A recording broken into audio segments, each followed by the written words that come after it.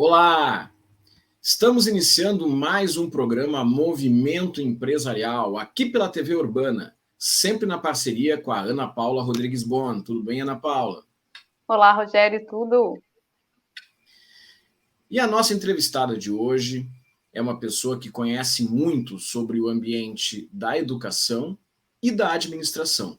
Nós vamos conversar com a administradora Cláudia de Sales Stadlober, que é diretora de formação profissional do Conselho Federal de Administração. Tudo bem, Cláudia? Olá, Rogério, Ana, tudo bem, sim. Obrigada. Olá. Vamos começar agora.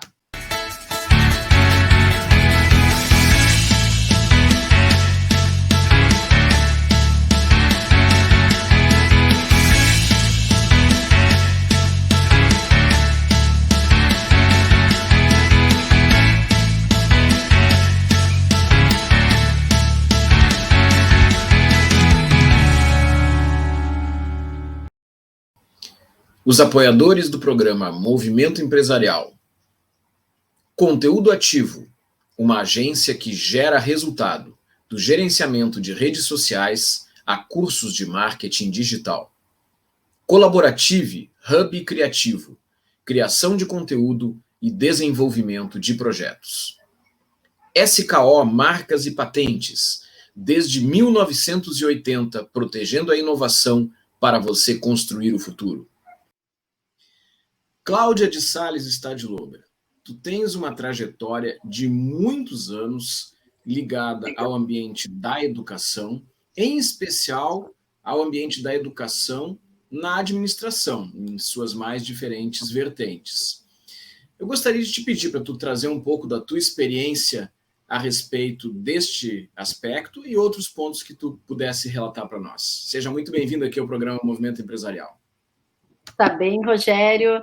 Muito obrigada a ti e a Ana também pelo convite. Uma satisfação poder estar aqui hoje, trazendo um pouquinho da minha trajetória, um pouquinho desse conhecimento também sobre a área do ensino de administração, para a gente pensar aí, né, nesse contexto da nossa área e da formação da administração.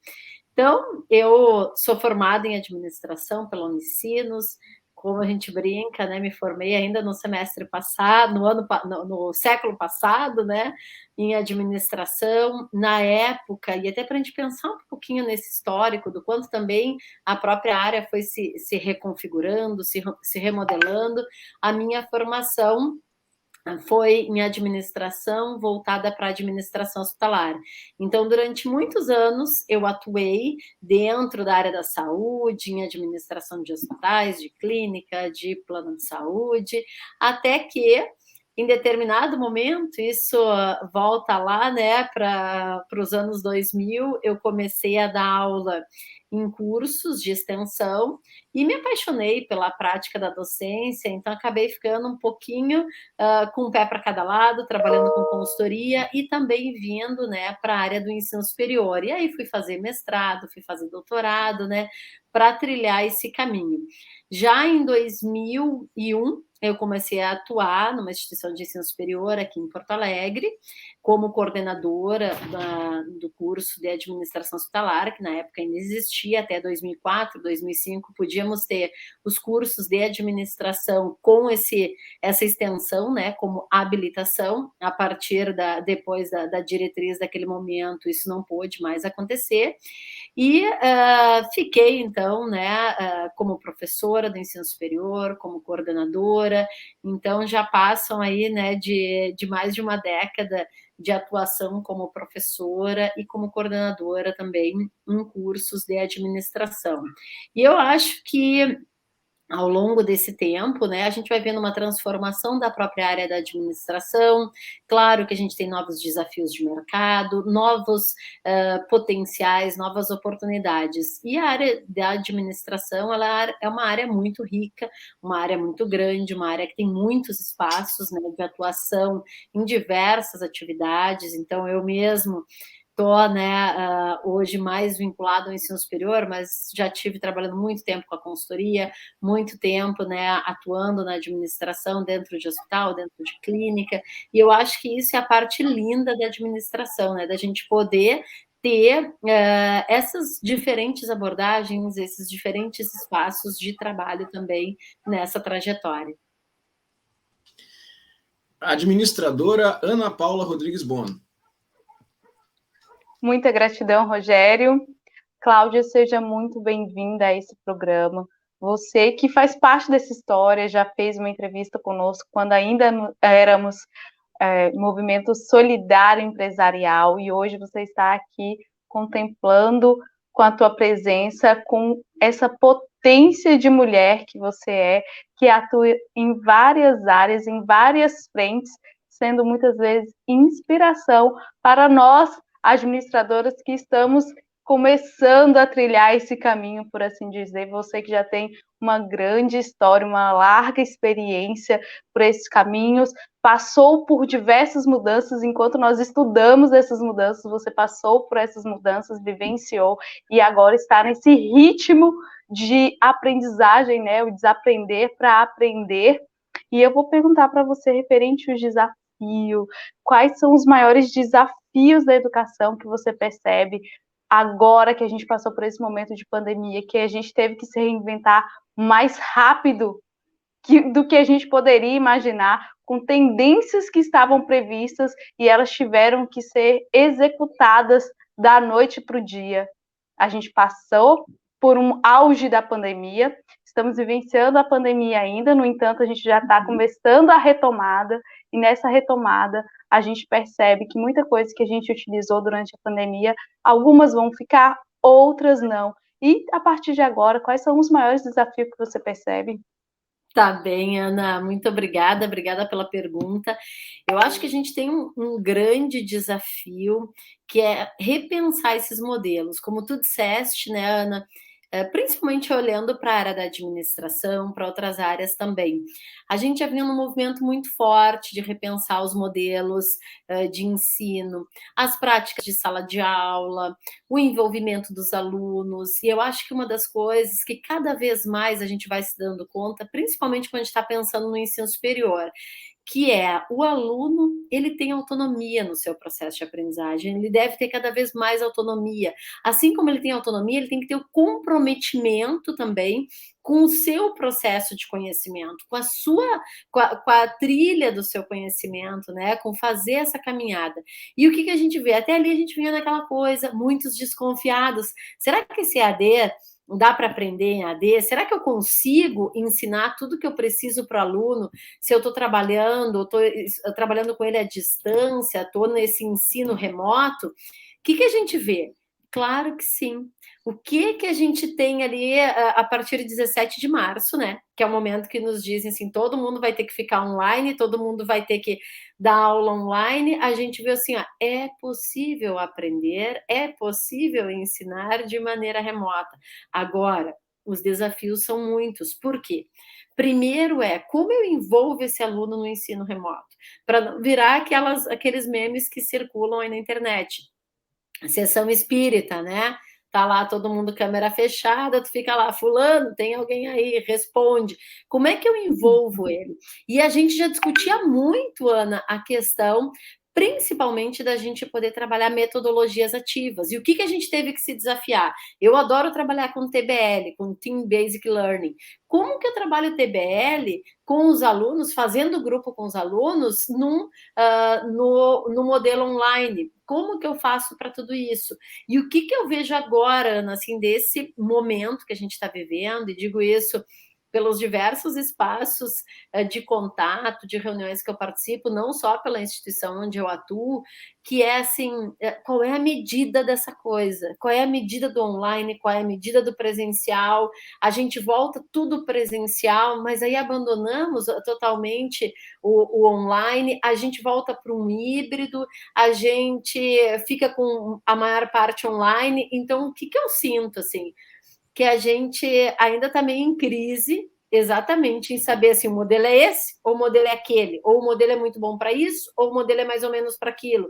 Eu acho que a gente ainda tem muito mais perguntas do que respostas. Eu acho que muitas dessas perguntas a gente ainda vai ter ao longo dessa caminhada. Eu acho que a gente conseguiu tirar barreiras importantes, porque eu acho que a gente viu, sim, que podemos ensinar de maneira online e os alunos podem aprender. Só que eu acho que a gente ainda tem que achar essa medida entre o comprometimento do aluno com esse ensino online. Olha, então meu professor vai estar lá, ela vai entrar às 5 na aula, vai começar às 8h30, como que isso vai se desencadear? Ah, eu vou te dar um artigo prévio para tu vires para uma aula para fazer uma discussão comigo. A gente vai fazer uma assessoria de maneira online, como é que eles se comportam em tudo isso.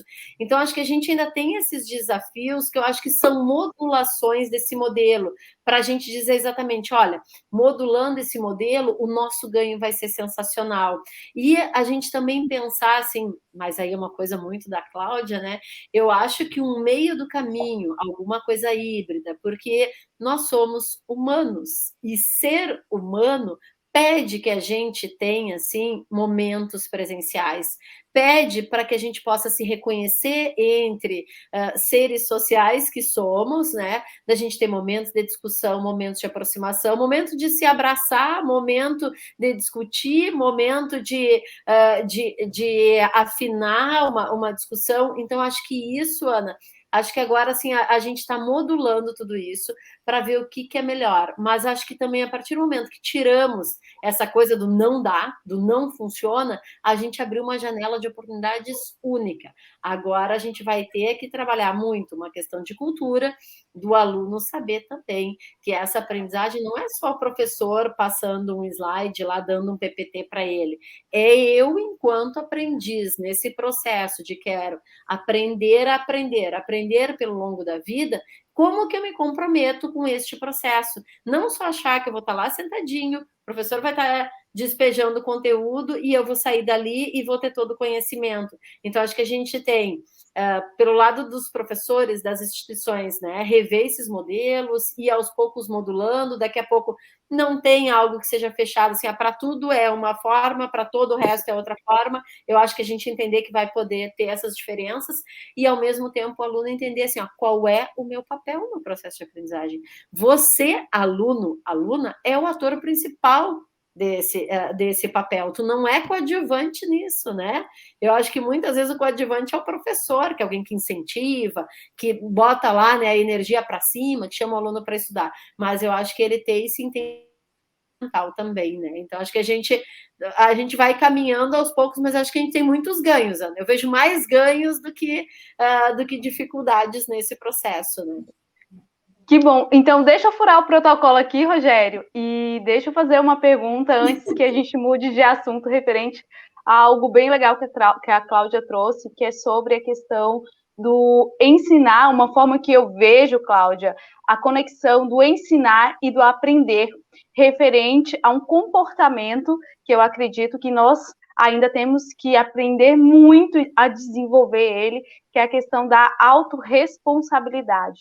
Que quando a gente traz o viés do ensino, o que é percebido muito na educação é a obrigação do professor ensinar, onde não se trabalha tão bem quanto deveria, na minha percepção, a questão do aprender, né? A responsabilidade, a autorresponsabilidade do aluno de aprender. Então, muitas vezes é percebido, jogado a responsabilidade do aprendizado do aluno sobre a questão do ensinar do professor, né? E você está trazendo a importância deste momento, principalmente do EAD, do aluno encontrar, desenvolver essa percepção da autorresponsabilidade dele, buscar também aprender, não somente esperar o viés do professor ensinar. Acho que a gente também vai começar a desenvolver essa cultura, esse comportamento referente à autorresponsabilização do aluno também sobre a questão do aprendizado dele, né? O que tu acha referente a essa colocação que eu estou te trazendo? Eu acho isso perfeito, Ana. E aí eu acho que tem uma coisa que a gente tem que entender como sociedade, que isso é algo que é de todos nós, né? Não é só o professor. Nós, professores, o que a gente vai ter que puxar cada vez mais? Essa responsabilidade, mostrar para o aluno esse caminho. E eu acho que às vezes tem um papel meio chatinho, assim, do prof, né, que é dele dizer, olha só, eu dei esse artigo, não só para ele ficar lá né, eu disse para te ler esse artigo. Então, a gente tem formas de envolver ele, do tipo, a discussão vai ser sobre esse artigo, né? Na segunda-feira, vamos discutir esse artigo. Depois, a gente vai responder umas questões sobre isso. Olha, a questão vale um pontinho lá, porque também tem esses incentivos que a gente dá, né, nesse processo.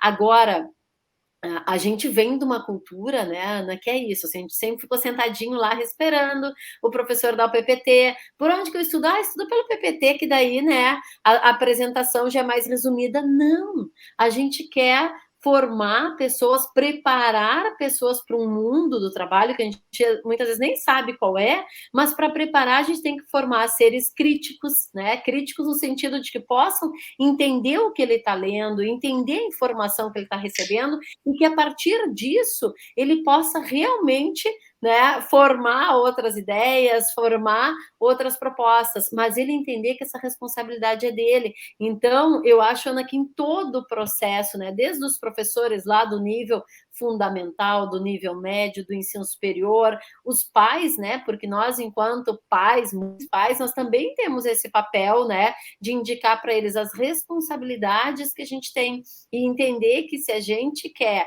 realmente avançar nesse processo de aprendizagem, de conhecimento, a gente tem que ser responsável, a gente tem que ter essa responsabilidade e esse cuidado. Claro que também, né, Ana, a gente sabe todo o tempo que a gente vive nesse modelo, são questões de cultura, então tem que começar a trabalhar isso, né, nessa cultura para a gente também, aos poucos, poder ir vendo, né, essa mudança e esse ganho disso ser, assim, é uma colaboração, né, é a colaboração do aluno, a colaboração da professora, a colaboração, né, desse conjunto todo que vai trazer essa diferença e esse ganho realmente no conhecimento. Gratidão. Agora, Cláudia, nós estamos falando de transformações importantes que aconteceram neste universo da educação e, claro, que estamos falando nesse momento de educação superior. Esse mês de novembro é o mês que o Movimento Empresarial, o programa Movimento Empresarial, está tratando de educação. Então, nós já ouvimos outros importantes partícipes aí deste contexto e vamos ouvir até o final do mês de novembro outras pessoas. Agora, existe um outro lado, que é o seguinte: educar para quê e para quem? As empresas estão ali esperando esses profissionais que vêm do mercado, que vêm do ensino superior, ou do ensino técnico, ou enfim, mas no nosso caso, falando do ensino superior, e para isso existe um certo balizamento, que seria preparar as pessoas para que elas fiquem adequadas ao que o mercado necessita. Dentro desse contexto, existem as diretrizes curriculares, que, de certa forma, colaboram com esse processo. Tu foste uma das pessoas dentro do Conselho Federal de Administração que trabalhaste com esse aspecto, com o que diz respeito ao curso de administração. Eu queria te pedir para tu, primeiro, rapidamente explicar o que são essas diretrizes curriculares e depois alguns pontos que tu pode dizer, olha, mudou um pouquinho com relação a isso, mudou um pouquinho com relação àquilo, para as pessoas que estão nos vendo aí através do nosso programa. Tá bem, Rogério. Bom, as diretrizes curriculares nacionais, nós aprovamos elas em julho do ano passado, tivemos elas agora publicada, resolução publicada, mas o que a gente via e que suscitou muito também esse processo de mudança, né? A nossa última diretriz curricular do curso de administração era de 2005, então a gente estava falando um tempo muito grande entre uma resolução e outra, pensando nesse contexto de mercado, que é tão diverso e que, né, mudou muito. O que eu acho, assim, que eu apontaria como principais pontos nessa nova proposta de diretriz?